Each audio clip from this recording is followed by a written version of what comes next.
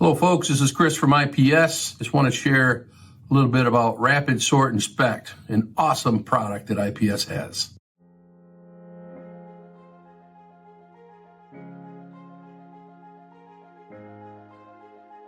Every can plant out there makes HFIs. Let's talk about beverage. You got decoration. There's a lot of issues in the decorator. If you don't clean your inkers, you're going to get ink drips. Ink drips are going to result in held pallets. These held pallets are called HFIs, hold for inspection. There's not any plant manager out there that want to receive a notice of complaint from a customer. That takes time and resources away from your core duty, which is making good quality cans.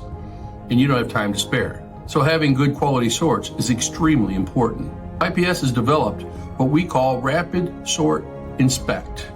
This is adding a camera lane to a manual existing HFI sorter that you have in your plant. The camera system provides a much higher confidence level of the good quality sort. I've been in can making for over 20 years. From my first job was plant engineering manager all the way up to regional operations manager over multiple plants.